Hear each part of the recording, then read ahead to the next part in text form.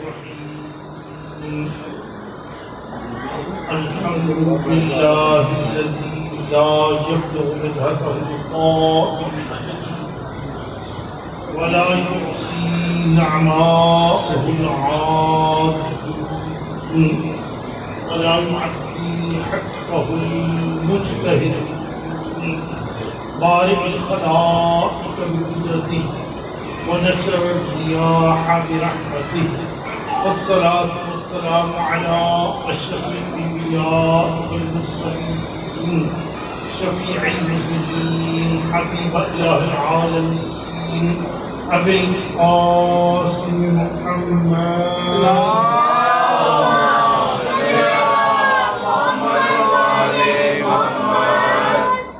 والصلاة والسلام على أخيه ووزيره ومشيره وابن عمه ووارث علمه علم الأفضلين والآخرين غالب على كل ظالم إمام المشارق والمغارب علي بن أبي طالب والصلاة والسلام على السيدة الجليلة المحترمة فاطمة الزهراء سلام الله عليها والصلاة والسلام على حسن المجتبى وحسين والصلاة والسلام على آله الطيبين الطاهرين المعصومين واللعنة الدائمة على أعدائهم المؤمنين من الآن إلى قيام يوم الدين وبعد يوم الدين. أما بعد فقد قال الله تبارك وتعالى في كتابه المجيد وفرقانه الحميد وقوله الحق بسم الله الرحمن الرحيم واسألوا أهل الذكر إن كنتم لا تعلمون. اللهم صل على محمد. آج کی محفل یاد رہے جب سے قدرت نے زمین کو خط چھایا آسمان کا شامیانہ لگایا پہاڑوں کی چوٹیاں بلند ہوئی اور دریاؤں میں پانی کی روانی ہوئی زمین پر سبزہ پھیلا اس وقت سے لے کر آج تک اور آج سے لے کر تا قیام قیامت ہر رہبر ہر رہنما ہر پیر ہر مرشد اسی بات پر زور دیتا ہے کہ علم حاصل کرو، علم حاصل کرو. کیوں علم حاصل کرو؟ اس لیے کہ علم جو ہے وہ انسان کو زمین کی پستی سے اٹھا کر آسمان کی بلندی، علم ہی وہ زینہ ہے جس پر سوار ہو کر انسان جہالت سے نکل جاتا ہے اور نور کی بلندیوں میں پہنچ کر اپنے خالق سے ملاقات کرتا ہے. اور یہ یاد رہے کہ علم کے بغیر کبھی کچھ حاصل نہیں ہوتا اور وارثان علم کو ماننے والے کبھی علم سے دور نہیں. علم کو ماننے والے کبھی علم سے دور نہیں ہوتے حتیٰ کہ سرکار امیر المومنین علی بن ابی طالب علیہ السلام مومن ہے، علم مومن کی گم شدہ میراث ہے. مومن کی گم شدہ میراث ہے، جہاں سے بھی ملے وہیں سے جہاں سے بھی ملے وہیں سے حاصل کر. اور مومن ہمیشہ اس تلاش میں رہتا ہے کہ میں علم کو حاصل کروں تاکہ اپنے جو جن کو میں مانتا ہوں صحیح معنوں میں ان کی پیروی کی جا سکے اور میں حقیقت میں اپنے آپ کو انسانیت کی معراج پر لے جاؤں. بات یہ ہے کہ اہل ذکر ہونے کے دعوے تو بہت لوگوں نے کیے لیکن جب وقت آیا تو اس وقت کچھ چل رہا تھا اور جو وارثان علم ہیں ان کو لوگوں نے کوشش کی کہ کسی طریقے سے یہ کہہ دیں ہمیں نہیں آتا، کہ کبھی بھی یہ کہہ دیں کہ ہمیں نہیں آتا، تاکہ ہم بھی یہ کہہ سکیں کہ اگر ہم نے گھر والوں سے پوچھا تو آپ نے بھی تو فلاں موقع پہ کہا ہمیں نہیں آتا جو ہے۔ لیکن کہتے ہیں کہ جسے خدا بلندی دے اسے کو پستی دے نہیں سکتا، اور جو پست ہو وہ کبھی بلند ہو نہیں سکتا، سمجھے ہی نہیں۔ کچھ لوگ اکٹھے ہوئے مشورہ کیا کہ جب بھی جو ہے نا سوال کچھ لوگ اکٹھے ہوئے بیٹھ کے سوچا کہ جب بھی سرکار امیر المومنین جی کو سوال کرتے ہیں تو آپ لاجواب کر دیتے ہیں، ایسا کوئی سوال سوچیں کہ جس سے انہیں یہ کہنا پڑے کہ مجھے نہیں آتا جو ہے۔ اور آپ کو عرض کیا تھا کہ اہل ذکر وہ ہوتا ہے جو کبھی بھی کسی بھی وقت کہیں بھی کسی بھی سوال کرنے والے کے جواب میں لاجواب نہ ہونا۔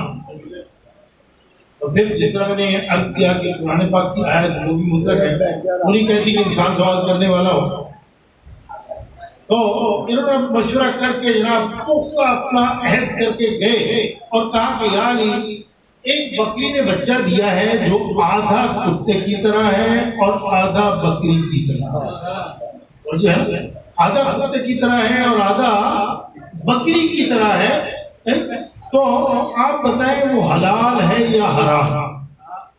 وہ حلال ہے یا حرام ہے؟ آپ نے فرمایا کہ اس کے بولنے سے مشاہدہ کرو، اگر وہ کتے کی طرح بھونکتا ہے تو حرام ہے، اور اگر بکری کی طرح بولتا ہے تو حلال ہے۔ چونکہ یہ پختہ ارادہ کر کے گئے تھے، کہنے کہ یا علی ہم نے دیکھا ہے وہ کبھی کتے کی طرح بھونکتا ہے کبھی بکری کی طرح بھونکتا ہے۔ آپ نے فرمایا اچھا اس طرح دیکھو کہ جب وہ کھانا کھا لے کر لے اس کے بعد دیکھو جگالی کرتا ہے یا جگالی نہیں کرتا۔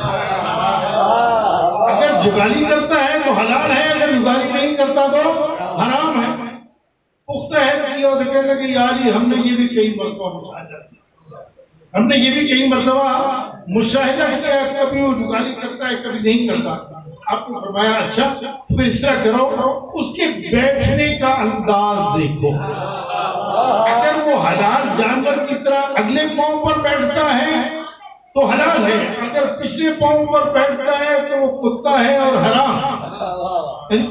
اب پھر جسے کہتے ہیں کہ ایک آدمی عہد کر لے تو پھر اس کا کوئی علاج نہیں، ان کا یاری ہم نے یہ بھی بہت بہت وہ کبھی اگلے پاؤں پہ بیٹھتا ہے کبھی پچھلے پاؤں پہ بیٹھتا ہے۔ آپ نے فرمایا اچھا اس طرح کرو، اس کے سامنے پانی رکھو، جب وہ پانی پیے تو مشاہدہ کرنا کہ اگر وہ کتے کی طرح زبان سے چاٹتا ہے تو حرام ہے، اور اگر وہ عام حیوانوں کی طرح پانی پیتا ہے تو حلال۔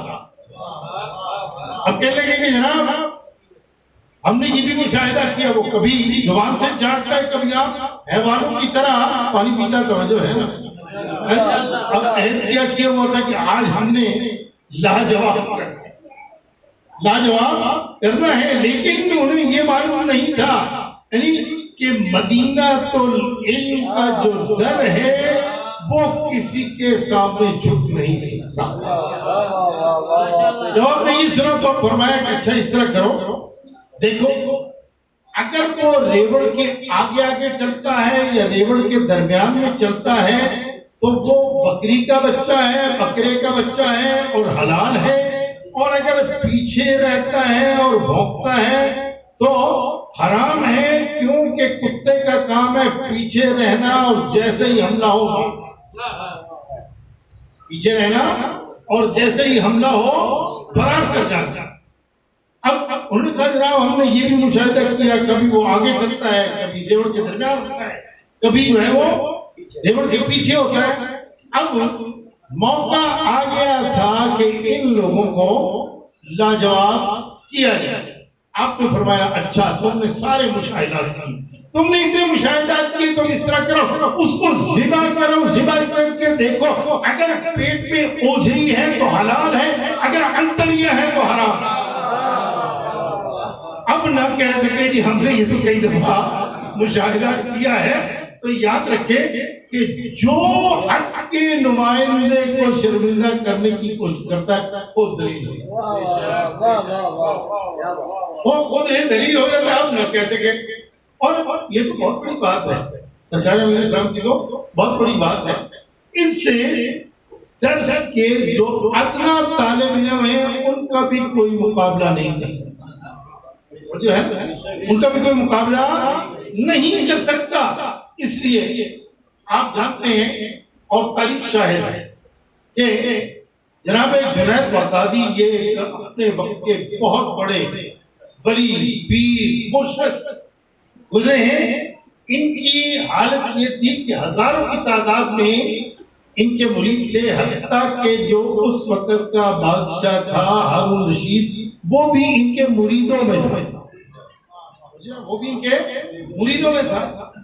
24 گھنٹے ان کے ساتھ کہیں بھی نکل رہے ہیں تو ان کے ساتھ 400,000 آدمی ضرور ہوتے۔ اب ایک طرف آپ دیکھ لیں دنیا کا اتنا بڑا پیر و مرشد، اور دوسری طرف ایک دیوانہ، دوسری طرف ایک دیوانہ جناب بہلول۔ اب ایک مرتبہ یہ بھی بغداد کی گلی سے گزر رہے تھے، موڑ پہ اتفاق سے بہلول سے ملاقات۔ اب بہلول کو جب دیکھا تو جناب نے کہا بہلول میں نے سنا ہے تمہارے پاس آل محمد کا علم ہے، تمہارے پاس آل محمد کا علم ہے، اس میں سے کچھ ہمیں بھی نصیحت کر دو، اس میں سے کچھ ہمیں بھی نصیحت کر دو۔ کیا تھا ذہن میں؟ یہ کہے گا جی آپ تو اتنے بڑے مرشد بزرگ ہیں، ہم تو ادنا سے لوگ ہیں، لیکن نہیں۔ جناب بہلول نے بڑے عجیب انداز سے کہا کہ حضور بات یہ ہے میں دیکھتا ہوں کہ اگر ابتدائی تعلیم جانتا ہے تو پھر میں اسے تعلیم آل محمد دیتا ہوں۔ بات کس سے ہو رہی ہے؟ وقت کے بہت بڑے پیر و مرشد۔ اچھا ٹھیک، میں ایک چھوٹا سا سوال کرتا ہوں، اگر آپ نے اس کا صحیح جواب دے دیا تو آل محمد کے علم کی کوئی نصیحت آپ کو دے دے۔ اچھا سوال کرو، اچھا یہ بتاؤ کہ انسان کو کھانا کتنا چاہیے؟ کھانا کتنا چاہیے؟ کہا شریعت محمدیہ یہ کہتی ہے کہ انسان کو کم کھانا چاہیے تاکہ زیادہ اس کو نیند نہ آئے اور وہ رات کو خدا کی عبادت کر سکے۔ انہوں نے تو اپنی فصیح و بلیغ بات کر دی، لیکن آگے بہلول تھا، کہ جاؤ جنید تمہیں کھانے کی بھی تمیز نہیں ہے، میں تمہیں آل محمد کے علم جو ہے نا میں تمہیں کھانے کا یہ آل محمد کے علم کیسے اور کیسے دے دوں اور کہاں سے دے دوں۔ چلے گئے کچھ دنوں کے بعد پھر ایک موڑ پہ ملاقات ہوئی، پھر جامع جنید نے وہی کیا، ہاں بہلول میں نے پہلے بھی عرض کیا تھا تمہارے پاس آل محمد کا علم ہے، اس میں سے ہمیں بھی کوئی نصیحت کر دو۔ تو بہلول نے پھر وہی بات دہرائی کہ حضور میرے پاس جو علم ہے وہ کسی کو دینے کے لیے ابتدائی تعلیم اس کو معلوم ہونا چاہیے، میں اس کو پڑھاتا ہوں، میرے مکتب میں وہ پڑھ سکتا ہے جو ابتدائی تعلیم جانتا ہوں۔ میں ایک سوال کرتا ہوں، اگر آپ نے جواب دے دیا تو آل محمد کی آپ کو نصیحت کر دوں۔ اچھا سوال کرو، اچھا سوال کرو، اچھا یہ بتاؤ کہ انسان کو بولنا کتنا چاہیے؟ اجے ہے نا ماشاءاللہ کتنا بولنا چاہیے تاکہ انسان کو جتنا کم سے کم ہو سکے اتنا بولے تاکہ اس کے حساب کتاب میں لمبا چوڑا کھاتا نہ جائے، کم سے کم بولے۔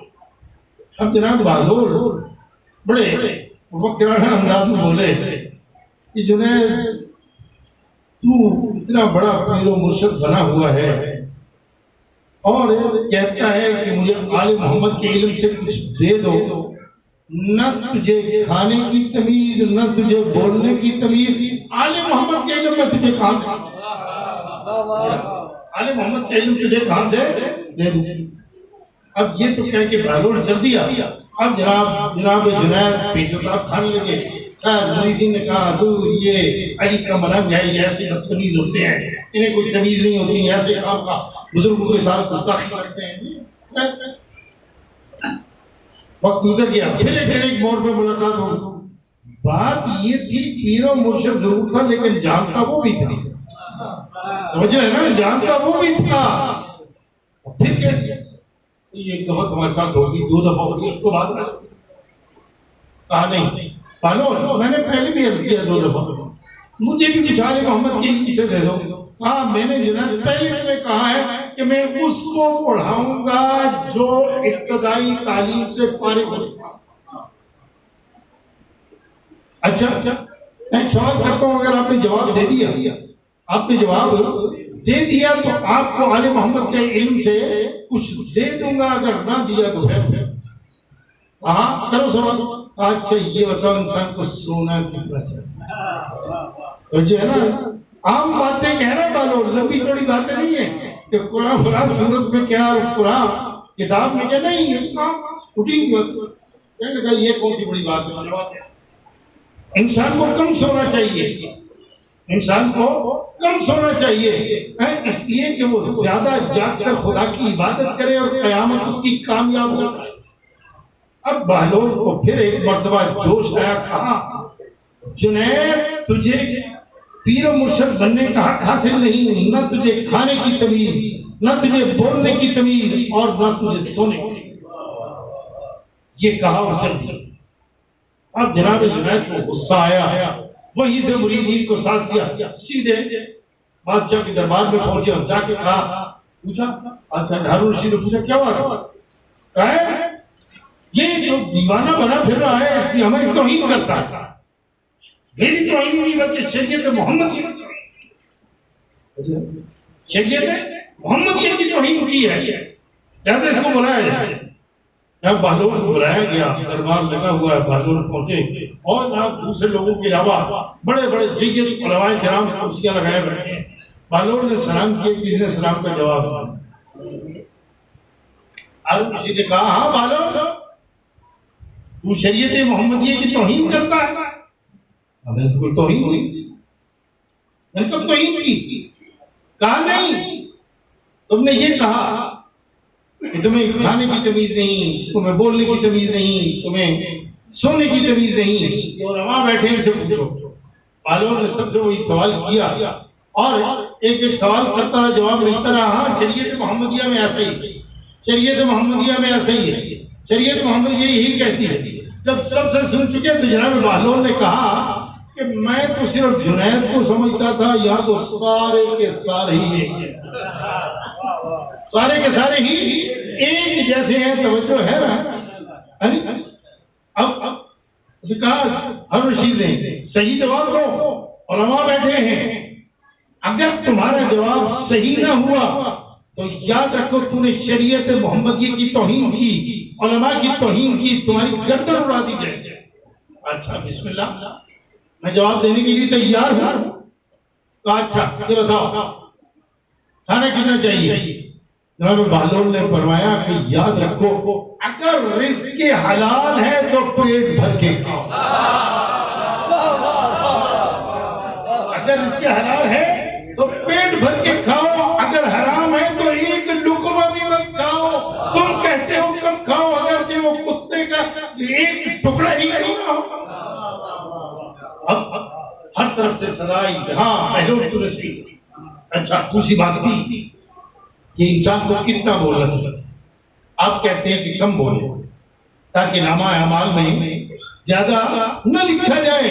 بہلول نے کہا نہیں، یاد رکھو اگر آپ حق کی بات کر رہے ہیں تو جتنا جی چاہتا ہے بولو، دل کون کہتا ہے، اس لیے کہ تمہارے نامہ اعمال میں حق لکھا جائے. یہ مت نہ ہو کہ 2 لفظ بول لو کم بول لو، 2 لفظ بولو کم بولو، خدا یا رسول کو نعوذ باللہ 2-4 گالیاں دے، کم ہی بولنا ہے. بھانے کی بالو تو نے صحیح کہا. اب تیسری باری آ گئی سونے کی. یہاں بالو فرماتے نہیں، یہ یاد رکھو سونے سے پہلے جو ہے سونے سے پہلے اپنا محاسبہ کرو. سونے سے پہلے اپنا محاسبہ کرو.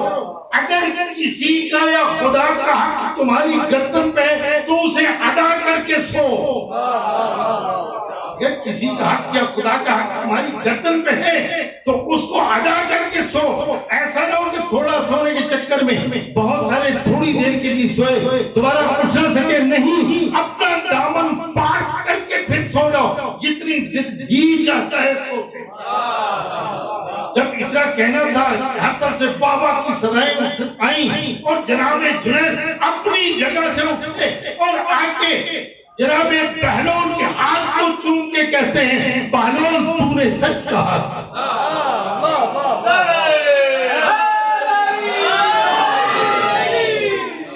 یاد رکھیں کہ یہ تو ایک دیوانے کی بات ہے جو اس درس کا ایک دیوانہ. اور اگر کسی دھارا سے چلا پڑ جائے تو پھر کیا ہوگا؟ ایک دیوانے پورے دربار کو ہلا کے رکھتے. تو یاد رکھیں جو اہل ذکر ہیں وہ ایسے ہیں کبھی بھی وہ کسی کے سامنے شرمندہ نہیں ہوتے. اور مسجد کوفہ ہے، مسجد بڑی ہوئی سرکار نے میرے سامنے خطبہ جمعہ دیکھا. اب ایک مرتبہ شور بجا اجزہا اجزہا، لوگوں بھگدڑ مچی. دیکھا کہ ایک بہت بڑا اجزہا سیدھا مسجد کوفہ کی طرف. لوگ بہت زیادہ ہو گئے. آپ نے فرمایا نہیں، اس کو راستہ دے دو، اس کو راستہ دے دو. اب راستہ دیا گیا. اجزہا سیدھا منبر کے پاس، سیدھا منبر کے پاس پہنچا. اب آگے جو حرکت ہوئی، میں اکثر کہا کرتا ہوں کوئی اور ہوتا تو معلوم نہیں کیا ہوتا، شاید منبر کو بھی پاک کرنا پڑا. اب اجزام منبر کے پاس آیا، اپنی دم پہ کھڑا ہوا، اپنی دم پہ کھڑا ہوا اور کھڑا ہو کر اپنی منہ کو بلند کیا. اب سرکار امیر علیہ السلام دیکھ رہے ہیں، لوگ دیکھ رہے ہیں.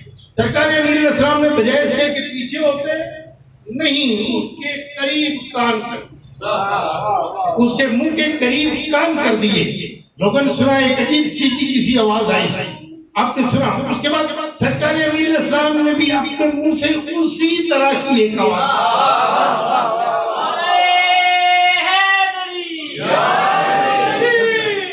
سرکار نے بھی اپنے منہ سے اسی طرح کی ایک آواز نکالی.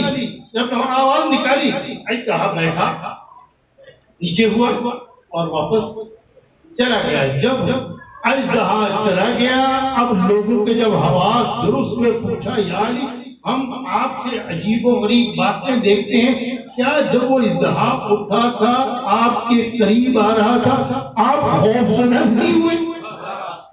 آپ نے فرمایا نہیں. ابو طالب کو بیٹا کبھی خوفزدہ نہیں ہوتا. پھر پوچھا اچھا یاری یہ بتائیں کہ اس نے بھی سیٹی کسی آواز نکالی ہے، آپ نے بھی ویسی ہی آواز نکالی، یہ کیا ماجرا تھا، یہ کیا چیز تھی کہ وہ یہاں آیا، آپ کی آواز سنی اور اس کے بعد وہ چل دیا؟ آپ نے فرمایا یاد رکھو یہ اجزہا صاف نہیں تھا، اجزہا صاف نہیں تھا، بلکہ فلاں علاقے کے جن کا جو جس کو میں وہاں بادشاہ بنا کے آیا تھا، یہ اس کا بیٹا تھا، وہاں سے آیا تھا اس لیے کہ اس کی قوم نے اسے بھیجا. آج اس کے باپ کا انتقال ہوا ہے اور قوم نے کہا جاؤ سرکار امیر المومنین سے پوچھ کے آؤ کہ اب یہ تو مر چکا ہے، اب ہمارا بادشاہ کون ہوگا؟